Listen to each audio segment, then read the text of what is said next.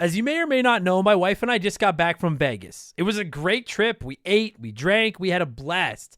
But then we got home and looked at the credit card, and I gotta say, it doesn't matter how much fun you're having, $25 for a drink is a ripoff. Frickin' Vegas. I hate getting ripped off, and so do the lads over at Harry's. They spent years watching the razor blade companies rip people off and said, no more. Not all heroes wear capes, my friends, and they want to prove that they're legit by offering you hot dogs a $13 trial set for just $3 at harrys.com/RTG. I've been telling you about them for months, and I'm genuinely proud to have Harry's as a sponsor of this show. I wasn't kidding. The plastic, futuristic-looking crap razors you get at the store are overpriced and they're poor quality. Harry's blades are crisp, clean, and classy. They're the kind of razor you'd expect your grandpa to have on his bathroom counter. And most importantly, they work. Shave after shave, they're so smooth, they're precise. I used to go through the crappy store blades all the time, but Harry's are built to last. And they're not just better quality than the other names, they're more affordable. And they deliver. Just set your schedule, and for as little as $2, new blades, shaving creams, lotions, everything you need, right to your door when you need it. I genuinely cannot think of a reason not to try Harry's. And I'm not just saying this because they're sponsors. They're the best shaving supplies I've ever used. Try them out, and if you're not happy, your shave's on them. And unlike the other subscriptions, they're really easy to cancel if you want to too, which is a nice bonus, but believe me, you're not going to want to cancel. Getting ripped off isn't funny. Switch to Harry's. Get started with a $13 trial set for just $3 at harrys.com/RTG. That's harrys.com/RTG for a $3 trial set.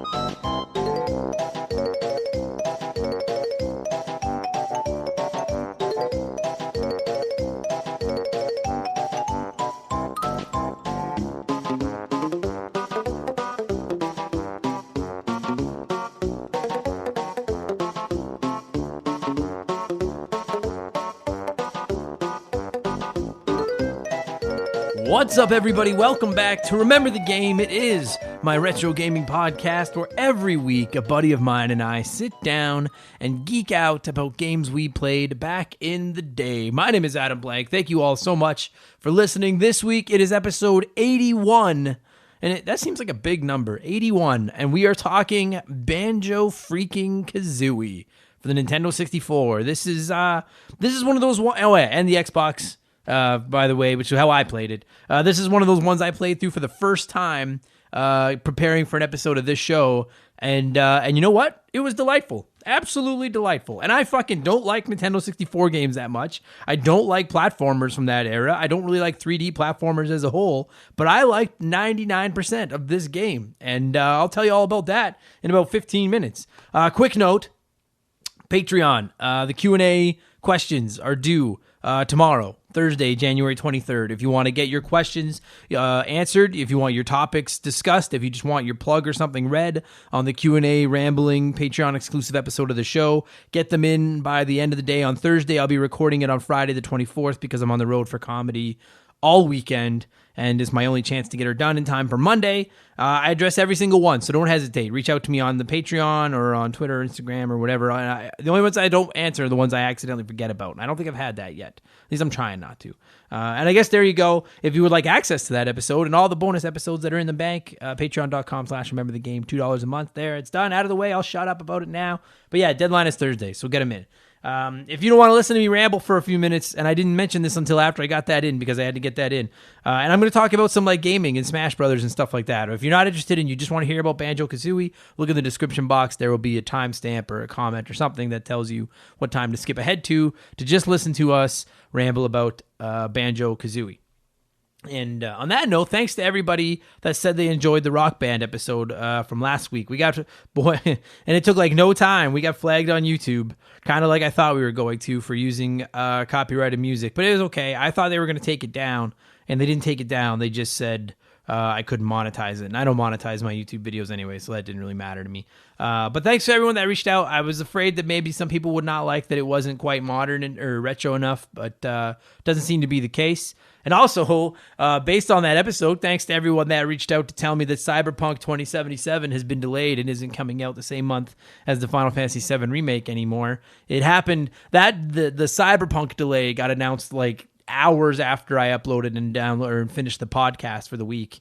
But it's nice to see you guys are keeping me honest. So thanks to everyone that was like, hey, Cyberpunk's not in the same month. And I'm legitimately not sure. I was texting with Andre, one of the guests on the show here all the time, about this the other night. Like, I really can't decide if Cyberpunk, like, did it get delayed because it was a quality thing and they wanted to make it better? Or did it get delayed because it was like, hey, this is a big game. Let's stay the fuck out of Final Fantasy's way. I think it's maybe both. I don't know if Final Fantasy hadn't gotten delayed. Does Cyberpunk get delayed? Or maybe they release it and then drop a patch on it later for whatever it is they're playing with. I don't know. All I know is, like, that's, to me, the three biggest games coming out, and I know this is a very subjective personal thing, but to me, the three biggest titles coming out in 2020 are The Last of Us 2, Final Fantasy VII Remake, and Cyberpunk 2077. I guess there's like Animal Crossing and stuff. If you've got a game that's not on there, shut up. But that's three of the biggest ones.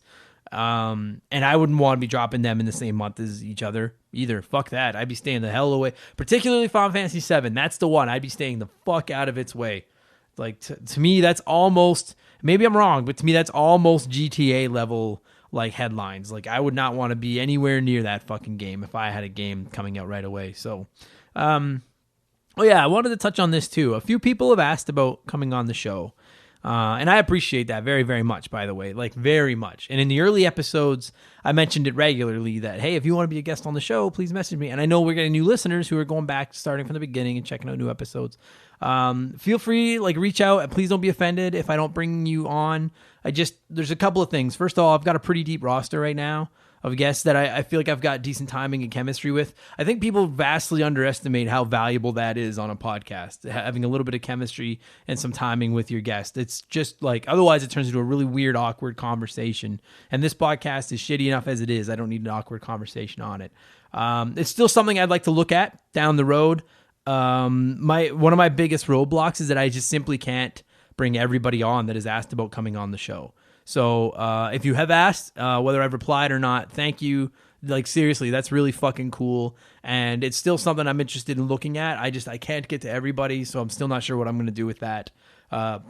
Frankly, right now, I'm just having hard enough time finding time to sit down and record podcasts with people to begin with. So, and they're people I talk to almost daily, a lot of the guests, or weekly anyway. So anyway, I just wanted to address that out there. Please know that, like, I'm not trying to blow any of you off. I'm not ignoring any of you.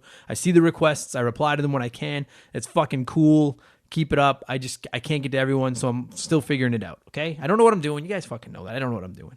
Let's talk video games. Nintendo announced their next Smash Brothers fighter, like, a day after I released episode 2. I think it came out the same time as the Cyberpunk fucking delay. And it's Byleth from Fire Emblem, the main character from Fire Emblem Three Houses. And and I know some of you are pretty fucking mad. I know there's some people that come on this show regularly that are very good friends of mine, that are Smash super fans, that like Fire Emblem, that are still mad that Byleth was the 5th character in that player's pack. I'm not gonna lie to you, I like it because I love Three Houses. Like, I love Fire Emblem Three Houses. It may not have made my games of the week or games of the decade list, hint, hint, in the Patreon episodes. But having that, sorry, my phone just beeped at me, and I thought it was a very important comedy booker, but it is not. Having said that, I'm curious, like, I get that there's already too many Fire Emblem characters. I hate that there's so many Fire Emblem characters. I never use them. I know some people use, like, one, but nobody wanted that, right? Like, so many people prepaid for this pack of 5 fighters. You were excited, and you were thinking maybe it's going to be like Dante or Master Chief or Cuphead or somebody that's not just another, like, the worst thing you could have rolled out was another Fire Emblem character. And I understand from Nintendo's point of view, hey, like, Three Houses is a big game for us. If we put their main character in Smash, maybe it'll help sell some more copies of Fire Emblem or put it back in people's minds because we have some DLC coming out, you know. But just, I don't know if you could have announced a worse character as far as like the backlash from everybody. And I'm very curious to see if it affects people pre-ordering the next pack, because they've announced there's going to be another pack of 6 more fighters going into that game. And people be pre-ordering it, and a ton of people pre-ordered this pack of 5. And so I'm very curious to see, like, if you pre-ordered those 5, are you going to hold back on pre-ordering the 6 till you see at least who the first one is? I'm curious. I don't order them, so I don't really care. I'm not a huge... I played probably 40 hours of Smash. I'm not very good. I kind of drifted away from it. I turn it on occasionally now. So I don't particularly care, but I get why people are worked up, right? I mean, when you look at some of the characters that are still out there that people want in Smash that seem realistic, right? I think Crash Bandicoot would be a phenomenal fit in Smash. I'm not sure why he's not in there yet. Dante from Devil May Cry was the big rumor. That didn't happen. Cuphead, they dropped like a skin from Cuphead in there, but they didn't put him in the game. I still want Dixie Kong, goddammit. You want me to buy your fucking DLC pack? Drop Dixie Kong into Smash, and then I'll buy your DLC pack, maybe. Waluigi, right? There's still the Waluigi camp out there being loud and adamant that they wanted Waluigi in fucking Smash. So, I mean, I don't know. There's just...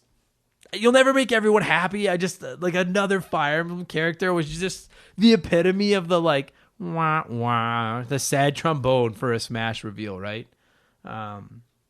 What a massive game. Just like when you look at the list of characters in that game. Imagine when you were back playing the very first Smash Brothers on the Nintendo 64 with like 8 characters or whatever it is. And imagine being told, like, being shown like the character select for Smash Ultimate and just being like, hey, this is where this game will be someday. That's fucking nuts. Like, we all talk about it. I know, and I don't even like talking about it because I live for the now. Who knows? But like, how on earth did they top this? I have no idea what they do for the next Smash Brothers game. Do you just constantly keep re-releasing Smash Ultimate with like new updates? I don't know, because man, what a massive game. And speaking of massive game, my last rambling topic of the week before I get to what I've been playing, Mario Kart 8. I fired it up for the first time in a little while this past weekend. Nintendo dropped some tourneys, a tournament on Friday, a Saturday, and Sunday, where they gave $25 in gold coins to the top 8 finishers, which I came nowhere near, fucking not even close. But it was so much fun just playing Mario Kart again. It was competitive. It was rad. I fucking love that game, and I want more of that. Like, Nintendo, I know you're listening to this, maybe. No, they're not. Give us more Mario Kart tournaments. Like, it's the highest selling game on the Switch. It's the attach rate of the Switch to Mario Kart 8 is like 40% or something. Like, everybody owns Mario Kart 8. Give us more tournaments. Give us DLC. God, I want more DLC for Mario Kart 8. If you, like, these Smash Ultimate fighters that people are pre-ordering and stuff like that, if Nintendo came out and was like, hey, we're dropping 8 new tracks and 2 new racers into Mario Kart 8 Deluxe, pre-order it right now, I would fucking so quickly, I'd be fanning out my credit cards. It'd be like, just take whatever one you want. Find the one that isn't maxed out and fucking take it, please, God. Anyway. Mario Kart 8's the best. So that's it. That's going to do it for the rambling. I'll take a quick break, plug the wrestling podcast. You guys listen to us about a 30-second ad right now. And then when I get back, I'm going to tell you what I've been playing about, and then we're going to talk about Banjo-Kazooie, all right? So, yeah. Oh, my gosh! So close! He kicked out! He kicked out! He kicked out! Hey, geeks. I love video games, and I also love pro wrestling. And after hyping it up for about a year and a half now, my new wrestling podcast is here. Wrestling with Wrestling. It looks at the workings of WWE, NXT, AEW, and whatever else I want from the world of the squared circle. Give it a shot. Search for Adam Blank Wrestling wherever you get your podcasts or on YouTube. And make sure to follow us on Twitter and Instagram at WW Wrestling Pod. POD will follow you back. Check it out.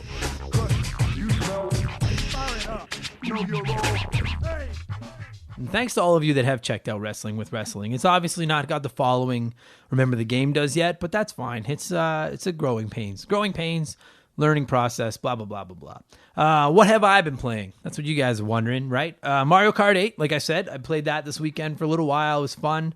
Picked up a few W's, but not nearly enough to win the $25. But that's fine. I love that game.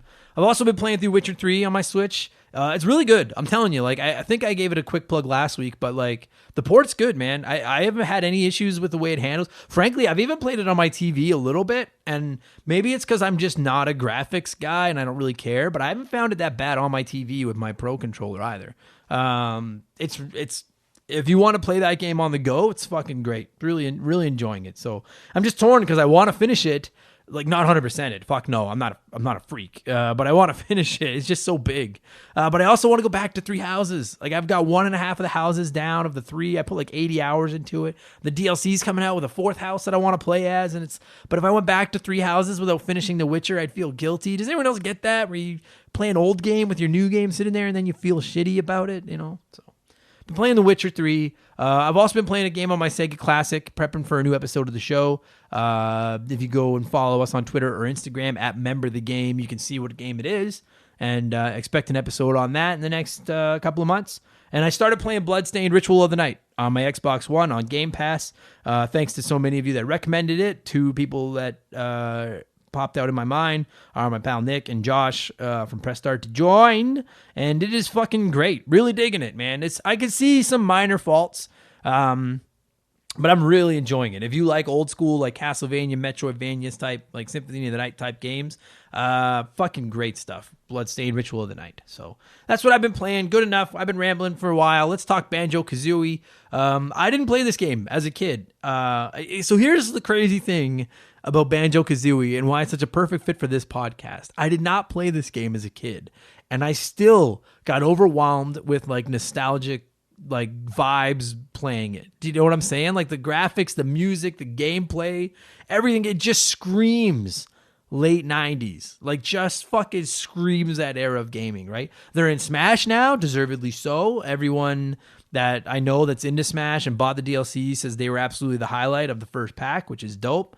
My buddy and Banjo-Kazooie super fan Mark McCue is back on the show this week. I'm going to cue some adorable music, and we are going to talk about Banjo-Kazooie, which originally released on the Nintendo 64 on June 29th, 1998, just in time for all of you geeks to stay in all summer and play an adventure with a bear and a bird and a mole and a witch and another bear and all the other things. You'll find out about it right now. I'm going to shut the fuck up. Let's talk Banjo-Kazooie, you guys. Here we go. This show is sponsored by BetterHelp. Everyone that listens to this podcast knows about our illustrious CEO, my dog Molly. But the other silent partner behind the scenes is my wife. And let me tell you, my friends, a 17-year relationship with another person that has to talk to and live with you is a lot harder to maintain than one with a dog. We've had our ups and downs, and as you all know, a relationship isn't all sunshine and rainbows. They can be a lot of work. You get out what you put in when it comes to relationships, and talking to a therapist can be a fantastic way to put in some work. They can help you work through your issues, learn to communicate better, and even just provide you with an ear to bend when you need it. I've talked to my therapist about my relationships, especially when it came to my stand-up comedy career and how much I was away from home, and they helped me work on ways to keep my relationship strong even when I was out on the road. It turned out our relationship was actually better when I was out on the road, but that's a story for another day. And I know, right? Therapy. Who has the time these days? BetterHelp hears you, and they're making it easy. Fill out a quick form online, and they'll match you up with a therapist that suits your needs and that'll work around your schedule. You pick the meet times, and you can get your therapy fix from anywhere, over video, phone, or just chat. Become your own soulmate, whether you're looking for one or not. Visit BetterHelp.com/rememberthegame today to get 10% off your first month. That's BetterHelp, HELP.com/rememberthegame.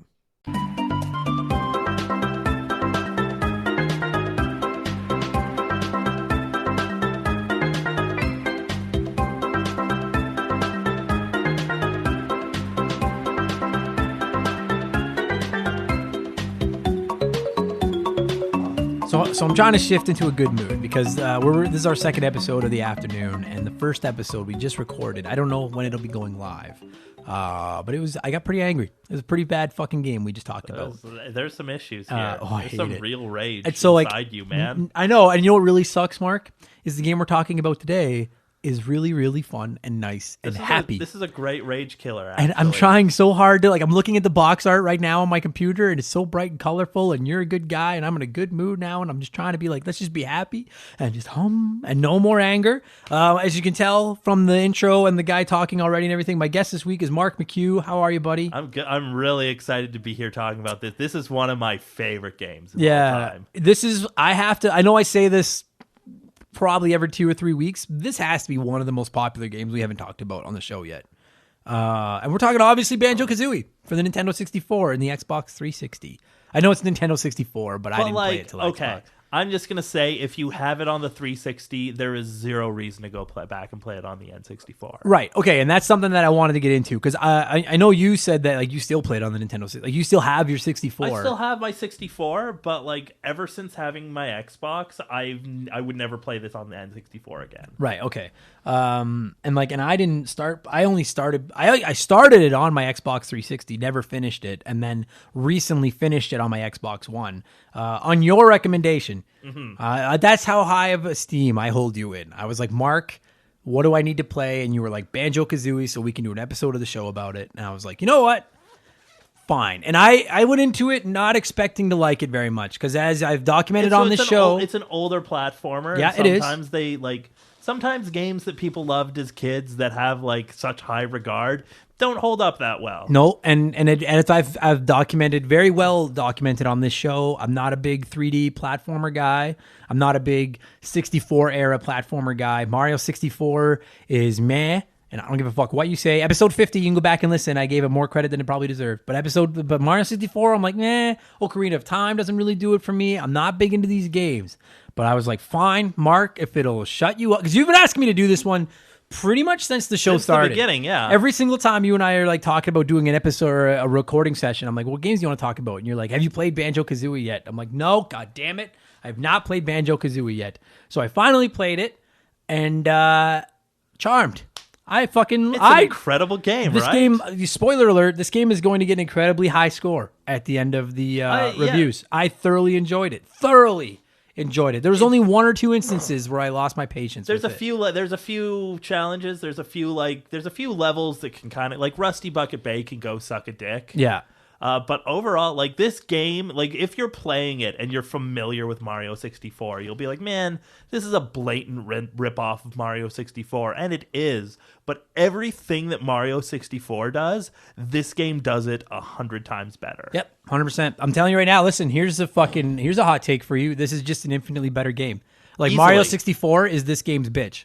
Easily. Now, having said that, as much as I'm not a Mario 64 fan, I mean, that game deserves all the accolades it gets, in the sense of, like, hey, this was Nintendo being like, here's how you make a 3D platformer. And the entire industry was like, oh. Well, and, like, at the time, they were working on Bubsy was working on a 3D platformer. Right. That's right. And if you've seen the final version of that, you're like, oh, there are so many wrong ways to make a 3D platformer. Mark my words, there's going to be an episode of this show about Bubsy at some point. Like, the very first one was a good fucking game.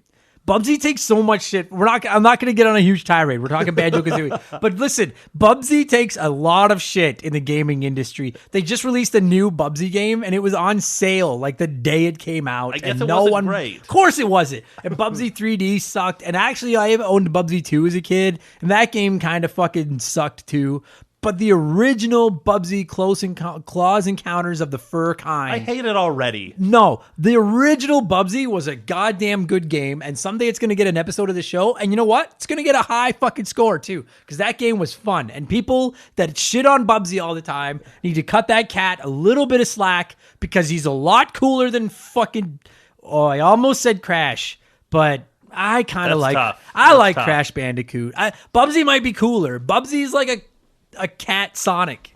He's fucking cool, and he can glide. And anyway, this isn't Bubsy. We're talking Banjo-Kazooie. The point I'm trying to make is that 3D platformers were new, and Nintendo kind of figured them out with Mario 64. Mm-hmm. And then other companies kind of played with it and were like, hey, we could probably do that. We could do that. Oh, that's how you do that. That's the standard that they set. And I'm telling you right now, Donkey Kong, because Rare did Donkey Kong 64 as well. I believe. I was never a huge fan. No, Donkey Kong 64 isn't that good. Listen, I know I've had people message me on Instagram being like, when are you going to cover Donkey Kong 64? Trust me, if you like that game, I don't think you ever want me to fucking cover it because it's not going to end well for you. But Rare deserves a mountain of credit because they fucking destroyed it with Banjo-Kazooie. They took 3D platforming. This is their best game. Perfect Dark? That's tough. Potato. Yeah. All right. But no, it's damn good. So, okay, so if you've never played it, I know, what are we at here? Fucking 5.5 minutes, and I've basically talked Bubsy for 5.5. If you've never played Banjo-Kazooie, here's your story. Banjo is a bear that always wears a backpack that for some reason contains a bird named Kazooie, his best friend. It never really explains why they're friends, No. why they have this symbiotic relationship. I choose. All right, go with it. They're just like, no, he just lives in there. Oh yeah, and that's the other thing is I never realized. Literally, I didn't realize until I played the game this time that Kazooie's a girl. Oh really? I thought they were just a pair of buds, like They're just two buddies? guys. But no, Banjo is a bear and Kazooie is a just girl. buddies. They're still buddies. A boy and a girl can be buddies. There's a little sexual tension, but not a ton. Dude, I hope not. So the bird lives in the bear's backpack. And the bear has a little sister, this adorable little sister. Fuck is her name? Tootie. Tootie. Tootie. And this is where it gets weird. No. Okay, well, why? Why does it get weird? Because it gets weird because the witch kidnaps her because a smoking cauldron told the witch that Tootie was the hottest in all the land. Right.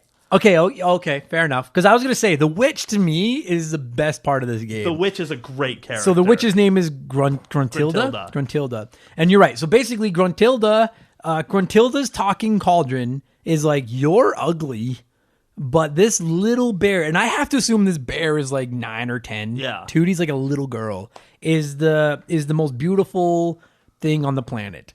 And so then the witch is like, well, then I'll go kidnap the little bear and put her in my... And steal her hotness.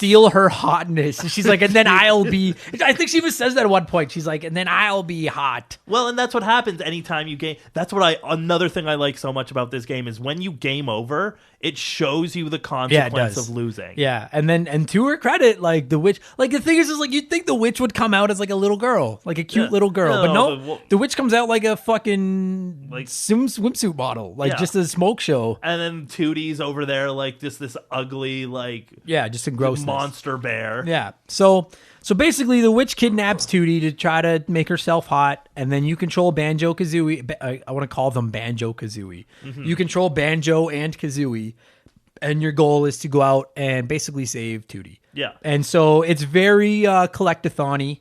Like a lot, but you know what? Yeah. Here's what I liked about this game, though, because I traditionally don't enjoy collect-a-thon games. Like that's my big beef with Donkey Kong 64. Mm-hmm. Here's your spoilers: it's too much collecting, and like even in modern games, like people, Spider-Man on the PlayStation 4, that game like was universally praised and it was rad, mm-hmm. but like it was so much collecting. Like here, go get all these backpacks and go get all these things, and like. I'm like, okay, like once I'm done, I fought the boss, I'm like, I don't want to go collect. This game was just the right amount of collecting, because it followed that standard form. Because like in every level, you have to collect 100 musical notes. Mm-hmm. You have to collect 5 little bird things. 10 jigsaw pieces. Puzzle pieces, which are the main focus of the game. Mm-hmm. Because as you go into so you go into the witch's castle, I guess, hideout. The notes are also really what I like so much about is the things that you collect have function. Mm-hmm. They have a meaningful, and each time you get one, you feel like you've made real progress in the game. 1,000,000%. You know what it felt like? It felt like a prehistoric Mario Odyssey.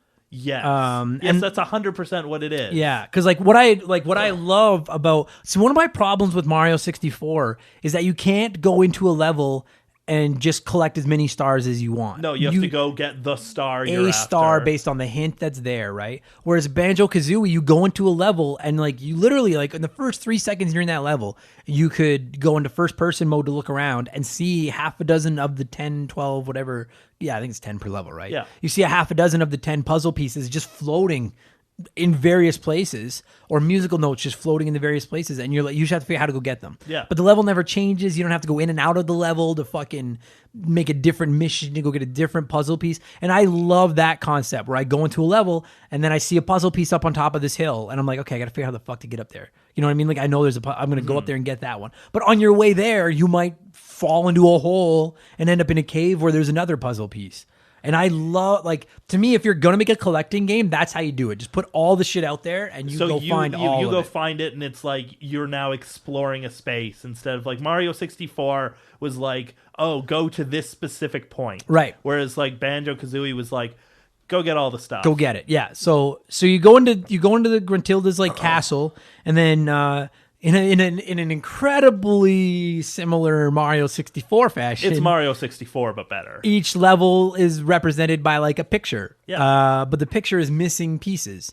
And so you have to collect enough puzzle pieces to go put them all into the picture to complete the picture. And then when you complete the picture, you don't jump into the photo. It opens up somewhere else in like the main world. It opens up the world, yeah. And then you go into that, and now you're into the level, right? Which is classic. I don't feel like that's changed even by today's standards, but especially back in those days, like Gruntilda's mountain was Princess's castle in Mario 64. Yes. And then you had to find the worlds and then go into the worlds, and then you go and collect your stuff. But I feel like Mario 64 did it incredibly. Like, they were the first, so it's unfair to compare them directly. Yeah, it is. Like Mario 64, they were the first. They set the standard.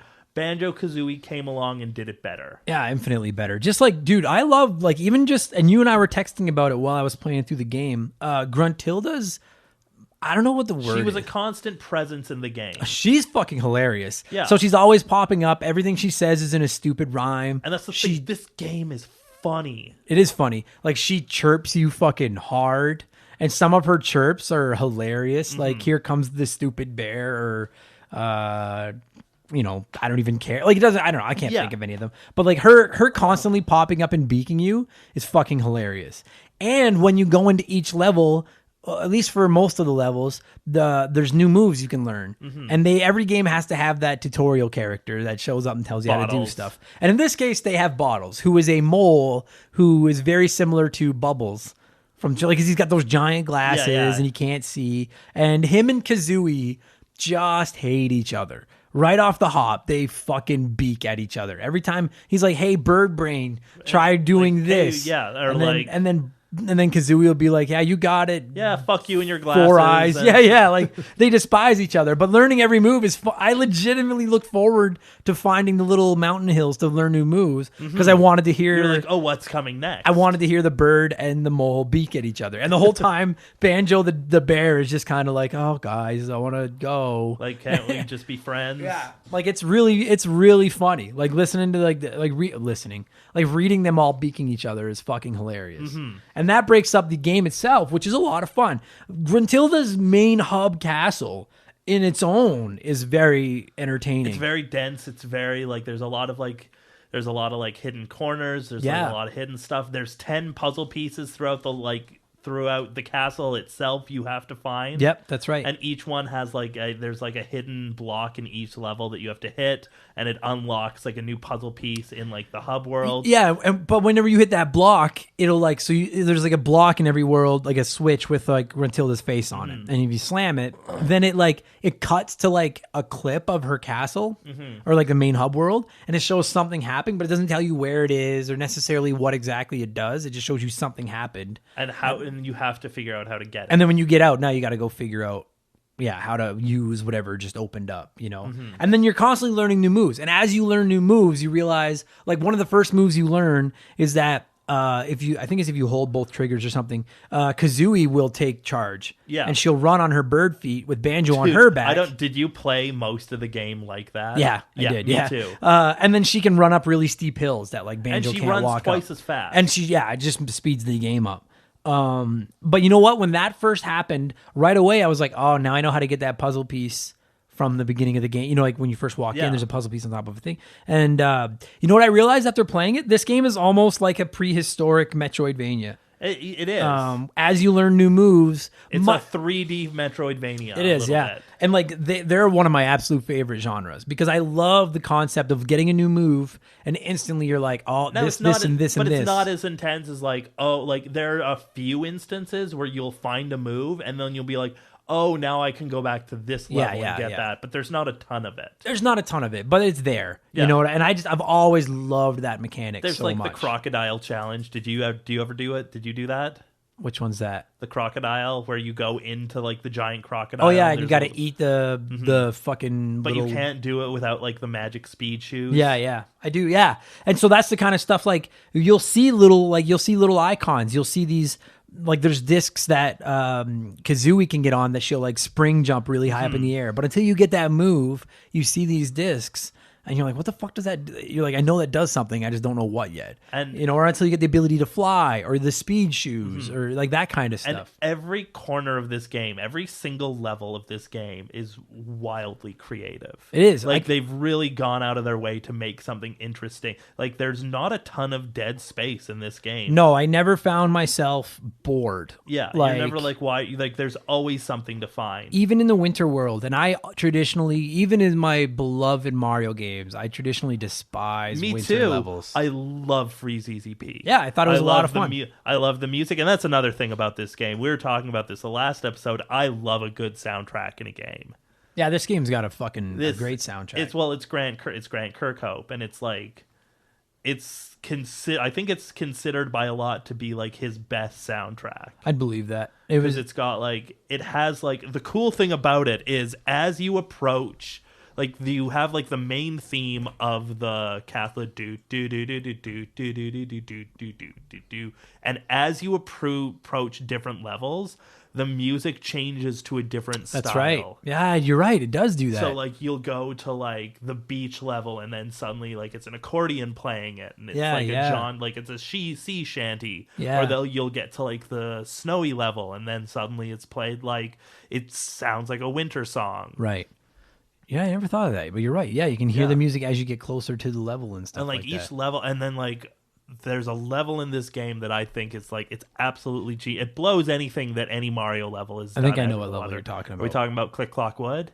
Is that the one with its 4 seasons? 4 seasons, yes. So just quick. Like I just want to touch on. So like, what I love is you have to find the levels as you go. Yeah, it's not linear. You literally got to go. At times you have to go looking for them. Like remembering how to.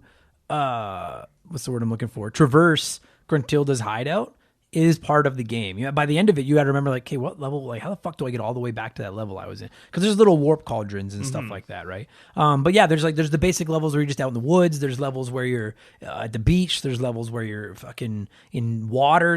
Which I'll get into. I do have one bad, and we'll get to that in a minute. We'll get to the water. There's a winter level, which doesn't suck like most winter levels, but there is one level. What'd you say it's called?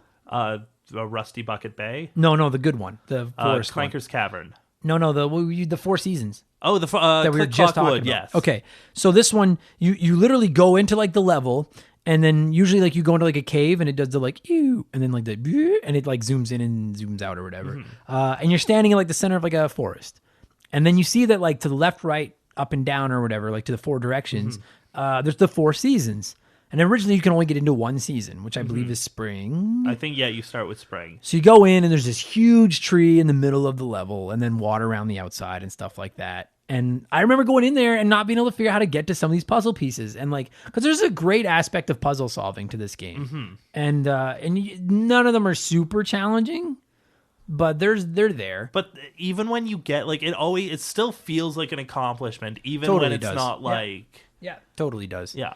So then you do some stuff in the spring level, and eventually you hit a switch, and then it opens up the fall level. So then you go to the fall level, and that's when it clicked into me that like this is the exact same level, but at a different season, but at a different time. So things you did in the spring have changed what it looks like in the summer. Yeah, like so the water will be higher or lower at the bottom of the level. There's a beehive up at the top that like in the winter part is like dead, and in the summer part it's full, and like what a fucking ingenious. I was blown away at the creativity and the ingeniousness of the level. Like, blown away. Brilliant. Fucking brilliant. And you have to, like, there's a bird, like, you at the beginning of the level, you find a baby bird at the top of the tree. Oh, yeah. And then by the end of the 4 seasons, it's like a feed him full-grown caterpillars, bird. and then you feed in spring you find him, and then like in summer you have to feed him caterpillars, and then in autumn you have to feed him even more caterpillars, and then in winter you have to climb that tree 4 times to get to this bird. Yeah, and even the climbing the tree, it's different every time, because there's also like a house being built at the top of this tree. That's right. Yeah, and it like in some of the seasons there's full grown leaves you can jump off of, but in other seasons there's no leaves. They're just tiny little stubs. In the fall there's like piles of leaves that like you can climb up. And climbing it, and this isn't the only level that does this. This is just the best example of it. Like the traversing of the level really calls upon there's not really any moves that you learn that you only use like once and you never use it again. It'll be like, okay, well at this point you clearly have to use your high jump to get up there. But then it's like for the next part, you've got to let Kazooie run up this like steep hill. Then on the next part, you've got to use Kazooie's like fly thing to get across this. You know what? Like they did such a great job of just constantly switching up the platforming where you're not just doing the same thing over and over and over again. Constantly. And it just the creativity between hiding some of the puzzle pieces are so easy to find, and then some of them you have to go through fucking hoops and hoops and hoops to get to, and then when you find you get it, you're like, well, that was very satisfying. Or some of them, yeah, you have to find like the Jinjos. Oh yeah, that fucking weird fucking, I don't even know there's a politically correct term for him. I didn't know there was a politically incorrect term. I don't know. Like he's got the skeleton mask. Oh, that's Mumbo Jumbo. Yeah. Like you're thinking of those 5 little guys. Yeah, the 5 little guys you have to find. Okay, yeah. All are in clever places. Oh fuck! So we'll do your part first. Yeah. So what do you say they're called? The Jinjos. The Jinjos. And every level they're each a different color. They're bright colors. They look like the Power Rangers. Like they're 5 bright colors. And they're all they're hidden in they're hidden in such a clever way that like you have to find 5 of them, and then you get a puzzle piece in each one. Yeah, but what I like about it is you can hear them when they're close. You'll hear them being like, help, and like I think they whistle, and you can hear them. But then like so you'll stop. You'll stop and you'll be like, well, you'll have to look around. Yeah, and, yeah. Like, suddenly you'll have to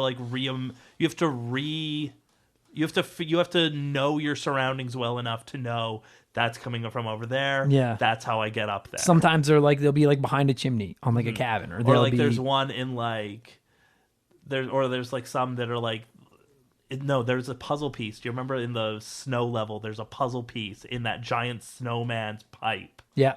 Yeah. And there's one like there's like a Jinjo hiding on his broom and everything. That's right. Yeah. Yeah. They're a highlight to go looking for. The things that are hidden in this game are just hidden in such like clever little corners. Yeah.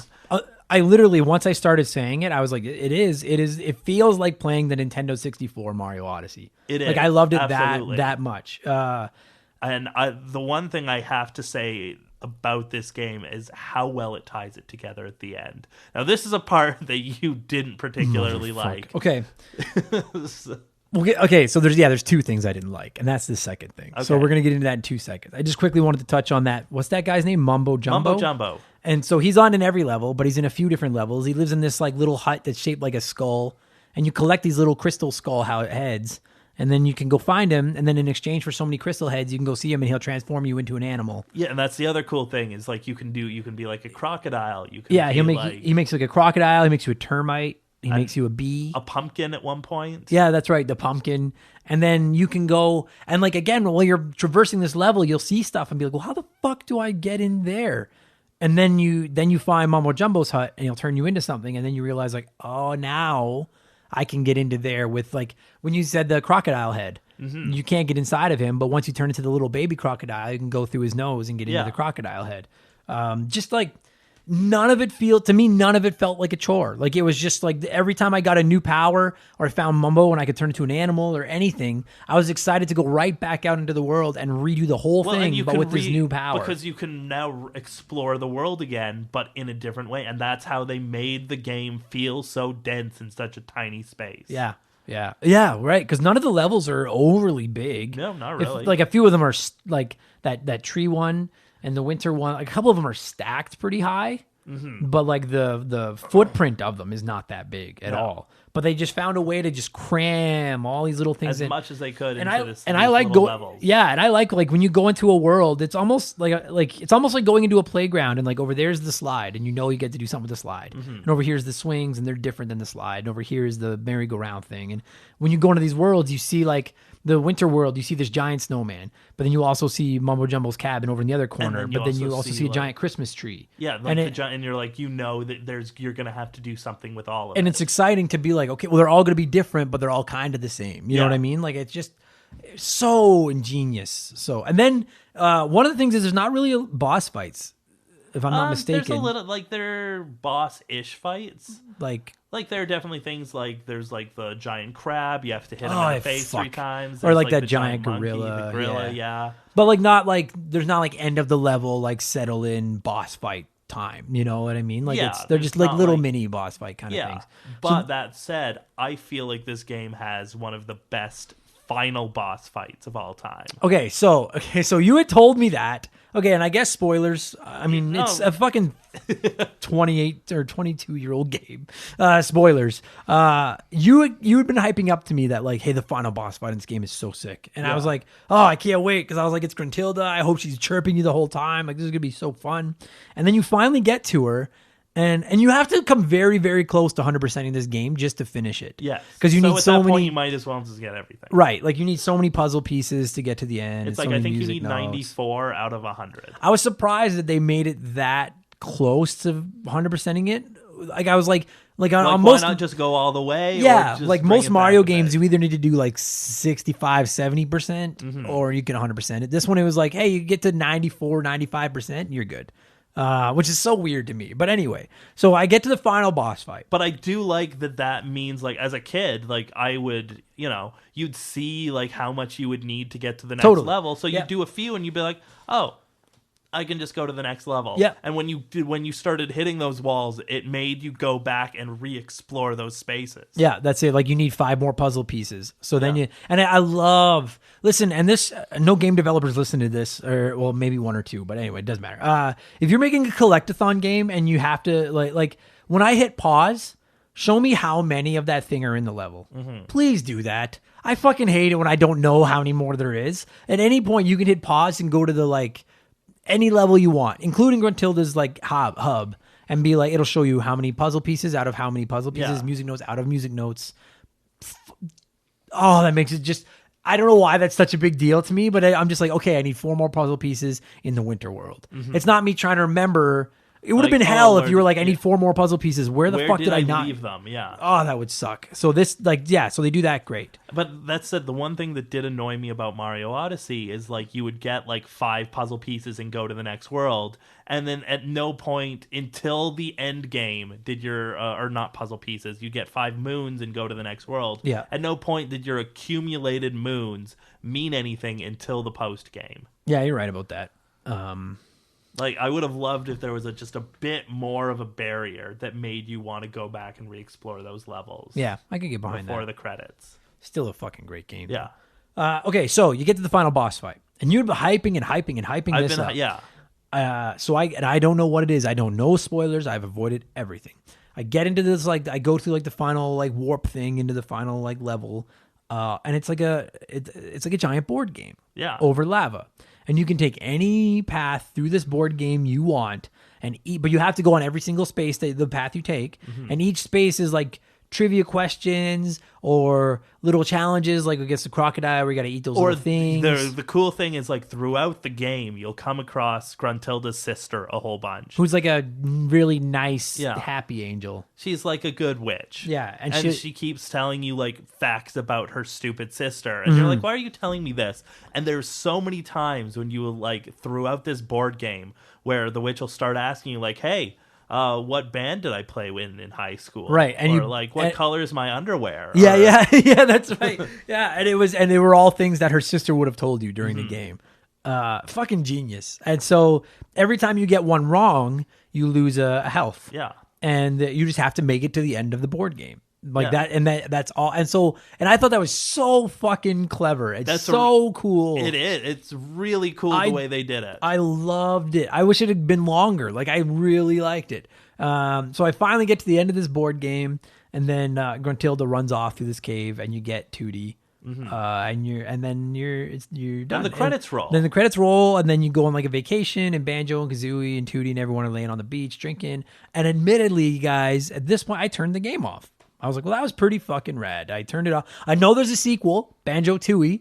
So I'm like, well, it makes perfect sense. Gruntilda got away. She'll obviously be back. Like, that was a fucking phenomenal experience. And I've been in a hurry to finish it because I just got my hands on the new Xbox One. I had a ton of stuff I wanted to play. I'm sorry. And I had a lot of fun with it, but I was like, okay, perfect. Like, it's done. You know what I mean? I'm like, that's one thing on my to-do list. Let's get on to the next game. So you texted me about it, I text Mark, and I was like, dude, that fucking board game thing was rad. And then you said something like, well, did you beat the witch? Yeah. And I was like, because this is when I learned that Adam is the type of person that turns, like, because I know my whole life, I play a game and I will watch the ending because it's like, I've worked for this. This is the whole point of the game was leading up to this, and then the credits will happen, and I'll always watch to see what happens after the credits.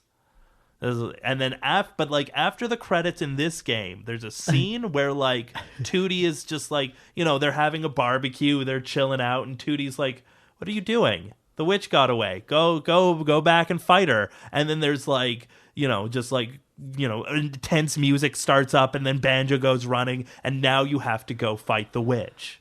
So I just found the conversation Mark and I had where I fucking finished this game.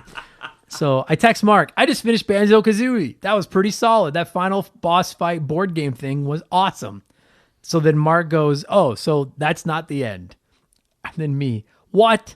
Fuck, god damn it. Okay, I'll fire my file back up. I'll fire my file back up, but whatever is after that had better be good because I'm satisfied and ready to move on. And then you're like, yeah, at the end of the credits, Tootie's like, you got the witch, right? And I said, oh, I fucking skipped the credits. And you're like, now you have to go fight the witch. And it's a great fight. It is a great And then fight. I was like, okay, well, I hit a button and it skipped the credits. It brought me right back to the file select screen, which made me think the game was over and I could click my file and go back to the board game fight. So I was like, if I have to go through this goddamn board game fight again, I'm going to be so mad. How the fuck did it not give me an option to just skip, or how the fuck did it give me an option to skip all that? Fuck you, this game just lost 2 points. I'm back at the start. I'll go to the board game part, but if I have to go through it again, I'm looking the ending up online. What in the holy fuck? Anyway, so then you were like, you don't have to do the board game again. So then I got there and I was like, okay, cool. Let me run across the board game. Awesome. Yeah. So now I'm assuming I run to the right, go through the cave that she just took off through, and then it'll load up the final fight. That's what I'm assuming. Because I didn't 100% the game. I got enough to get there with a little bit extra and I was done. I go through. Now let me just see here. Oh, and now it turns out to get to the fucking fight where I have to fight Gruntilda, I was 25 music notes and about 5 puzzle pieces short. Oh, no. And so I'm ready to finish the fucking game, and now I have to go back into stupid Rusty Bucket Bay or whatever the fuck it's called, the worst level in the game where it's this boat in this toxic water. I fucking hated that level. It's an annoying level. And it's filled with like stupid, it's filled with challenges that'll kill you instantly. Yeah, and so I had to go back there and fucking go after like 4 more puzzle pieces. So I had enough to go to and I was just fuming because I was like, I just want to move on to something else, motherfuck. You hyped up this great boss fight and I didn't realize I have to go do more fucking work to go back and do all this. That's why I remember when you started playing, I was like, you need to almost 100% this game to finish it, so you might as well 100% it. Fuck. So then what did I say to you here? So we'll get into the witch fight in a second. Okay. But I was like, when I did finally beat the witch fight, I said, I beat your goddamn witch. If I forgot something like Kazooie's second cousin needs you to go to the grocery store for her, well, that's too goddamn bad. I'm so mad. But no, it was fun. So eventually, once you've got enough stuff to go up and fight the witch, then you go up to the top of the mountain or castle, whatever the fuck it is, and you fight the witch. Mm-hmm. And what's really cool about that boss fight, which you had hyped up to me, is that you really need to call on like every move you learn during the game. Everything in the game you have to do. Like from Kazooie shooting eggs, so to the flying, to the high jumps, like you need all of your moves You need to like use the golden feathers to block That's her right. unblockable attacks. That's right. Like everything, like in so it'll be like right now you got to do their high jump, and then it's like boom, now you got to fly, now you got to shoot eggs, do your block. Well, and the cool thing is you've been saving the Jinjos throughout the whole game. This was the greatest part. And they come up right at the end, and you have to like they're all in like a cement block that has like a thing you can shoot eggs into. Yeah. And you have to unlock all of them, and each one gets a hit on her. Yeah. And then there's a big one that comes out of the ground, and he has like there's like 4 holes that you have to plug. Yeah. And then once you unlock that, that's the end of the fight. But while you're doing this, she's just firing off every spell she knows. So you need to like really time, I'm going to shoot eggs, block, shoot eggs, block, collect some more golden feathers, collect some more eggs, block. Yeah, well, it's so cool. Like, I love stuff where they call back on people you saved to come out and help you. Mm-hmm. And like the whole boss fight, the witch is just hammering you, and you're just trying to break out those 5 little colored guys out of these statues. And every time you break one out, they hit her, and then she starts hammering you harder, and then fucking harder and harder. And then finally, when you save the 5th one, like they're all this big giant fucking thing, and it like takes out the witch. And I thought that was I really enjoyed that boss fight. Because I'll be honest with you, as much as I love gaming, sometimes the final boss fights in games. Well, like I think that if we're going to make a direct comparison, if we're thinking like Mario 64, what is the final boss fight? You grab him by his tail, you swing him around a few times. Right. Like a final boss fight can either be a letdown, or I find that like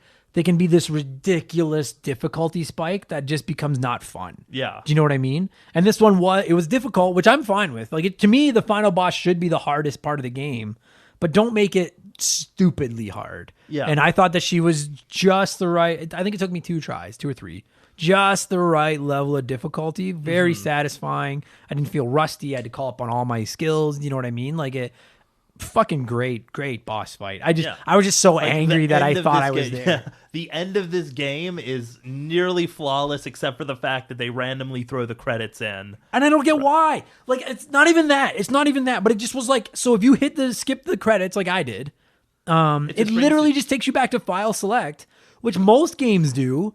And then you're just assuming like, you're done. This is the file where I have to, if I load this file up, I'm at the beginning of that board game part. Mm-hmm. And if I want to go back and get the last few, they never told me. Like, I wonder how many, I fucking, if you were listening to this and you didn't know and you turned it off after the board game and had no idea, please message me somewhere, because I want to know if this happened to anybody else. And they're like, we're motherfucker. Like 25 years later, you found out that you never, like, you thought you beat the game, but you didn't. But even then, like, even when you beat the game, then like you're on the beach, and then Tootie's like, so you got all the jigsaw pieces, right?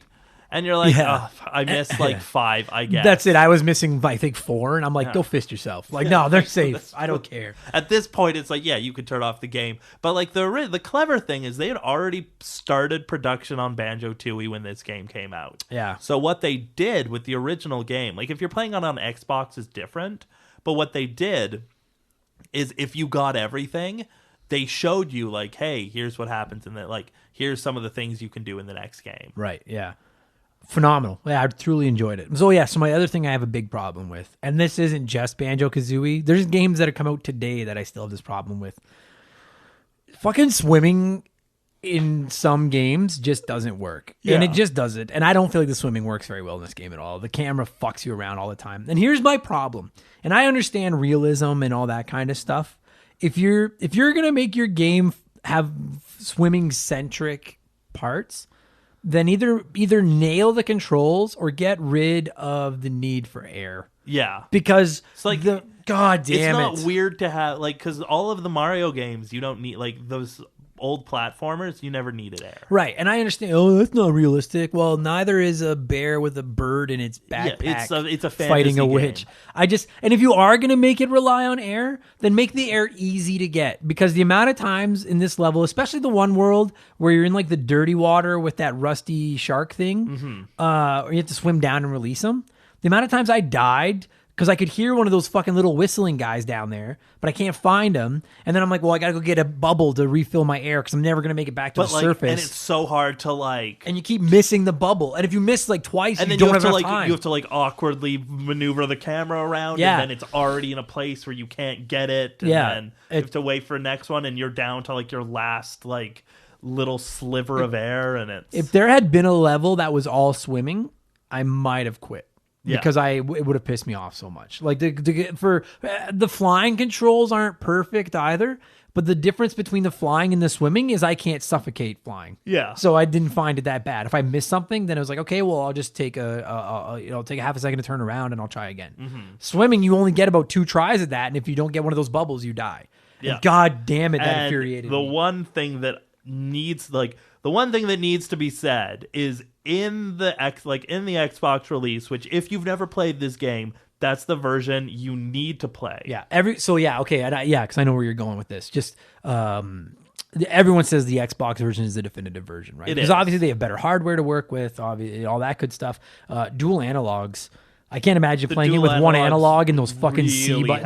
helped. Like dual analogs for the control of the camera really helps. And then there was something that I didn't know that would have made me rage quit the game. It would have, and it as a kid, it's again what we talk about all the time. What you had to play was what you had to play. Yeah.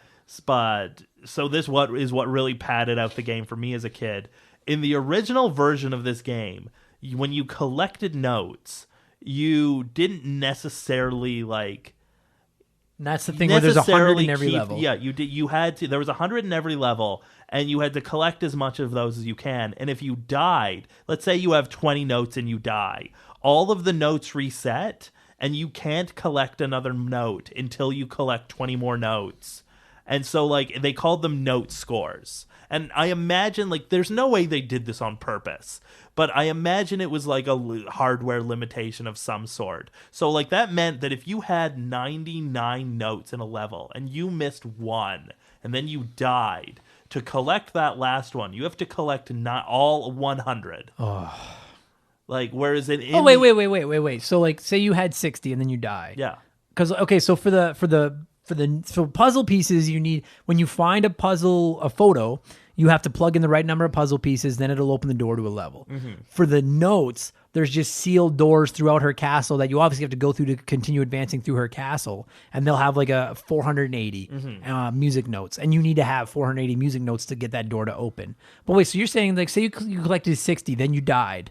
The 60 you collected, you still get to keep that on your still counter. have the 60 on the counter. I mean, yes. it's still stupid because in this game, like, if you die, anything you collected isn't even in the level anymore. But it's let's yours. say you get to a door and you're 10 short. You now need to go to like another level. Totally. And let's say you got 60 in the second level. Right. You have to now go, all of the notes are reset. You have to now collect 70 instead of just going through and finding 10. Right. Whereas the Xbox fixed that issue. Yeah, Now which- you collect a note, you have the note. I almost feel like that's an even bigger fix than the dual analog. Yes. Like, because that would have just been some of those, because the game is incredibly easy off the top. And then about then halfway there's- through it, there's a difficulty spike. And a couple of those levels, like that fucking Rusty Bucket Rusty thing, Bucket Bay has like some like, it's hard. it's hard. fucking There's hard. There's a lot of insta-kill challenges A in there. lot of them, and it's all such an exploration and trial by error game, and there's so many ways to die. And the idea of like plugging through that fucking level and having 50, 60 notes and then dying and then having to go back and get the 50 or 60 notes again. And that Nintendo 64 controller was very easy to break,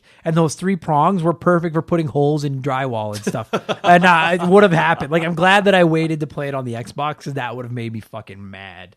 Instead of just like, oh, I died, but the 60 I collected are gone. I have those. Yeah. Like, oh, thank fuck. Because So the I'll tell you version- right now, I would not have fought your fucking witch if I had found that out. That wouldn't have fucking happened. Tootie would have been like, hey, did you fight the witch? I would have been like, go fight her yourself.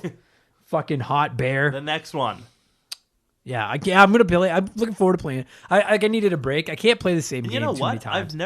I've never finished the second one. Okay, well, we'll both have to finish it because we both have Xboxes. It's Yeah. on there. And then we'll end up doing an episode of that Perfect. someday. I'm in a much better mood than I was After Mario's 44 missing. minutes ago. No, you were supposed to say the name of the game. Fuck, sorry, it's the okay. Macbeth of it'll this show. it'll probably already come out. It'll probably already come out. I really enjoyed this. This was amongst. I'll tell you, I've mentioned it on here before, but I've gotten to go back and play games I never played before for this podcast. Stuff like Shinobi 3, I really liked. Shining Force on the Sega, I really liked. This, either this or Resident Evil 2 would be the best retro game I'd never played, never played. that I played for this show. I thoroughly, and I did not, Resident Evil I expected to like. This one I didn't because I don't like Donkey Kong 64. I don't like Mario 64. I thought this is going to be fucking hell, and I'm just going to do this, and then I'll come on here and argue with Mark about what's wrong with Banjo-Kazooie. Thoroughly fucking enjoyed this game. Like, I'm glad the dude is in Smash. I fucking loved it. I loved this game. I've wanted him in Smash for so long, and I never thought it was going to happen. If you haven't, oh yeah, and I'm just going to call my shot right now. It's January 11th, 2020 when we're recording this. I don't know when that 5th character is going to get announced, and I don't think it's going to be. So the 2 characters I want are Diddy Kong or Dixie Kong, and I want Crash Bandicoot. I feel like it's going to be something like. See, the one I want is Dragonborn from Skyrim. I think that's a cool character that you could do a lot with. You could do that, yeah. And you could do a cool Skyrim level. So is that your? Because I don't know if that's my pick. I think that they're probably going to go with like Master Chief or someone. Master Chief would be fucking crazy. Yeah. Would that not be fucking crazy? If I'm calling my shot, I'm saying it's going to be Master Chief. But just like cut to like a month from now, and it's going to be like. Never even heard of that game. Yeah. Who is that? Like, that's it. Like, did you ever play the game Terry was from? No, me neither. Someone that did listen to this, they're like, "You fucking yeah." No, we never played it. No. The reason I brought that up is because after playing because I haven't played with Banjo and Smash because I didn't buy the DLC. I don't play Smash that much anymore. But after playing Banjo-Kazooie, I'm like, dude, this guy would totally work in Smash. I bought it as soon as I saw Banjo was coming. Sure, and then that's the one that got me thinking Crash Bandicoot would be a great fit in Smash. I think he would handle perfect.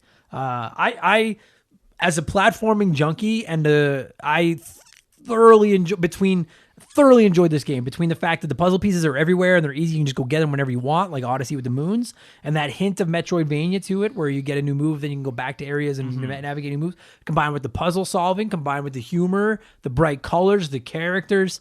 Like the hub world is it's so cleverly arranged. Yeah, fucking great. I know that we're not doing music.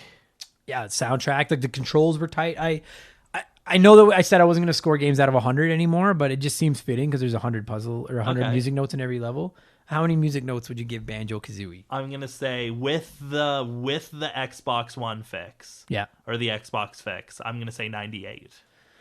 Fuck yeah. Yeah. I mean, having to, again, scoring, because I'm scoring Xbox because I never even played the 64. And I'm going to go with like 90 because it's going to lose some points for the fucking swimming.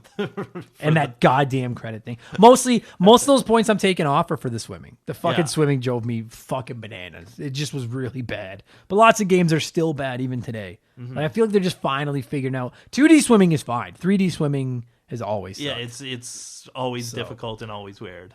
Good stuff. Thank you very much for the suggestion. Fucking good job. Thank you for having me. Thanks for listening, guys. And now I'll play some music and then I'll plug Twitters and stuff. All right.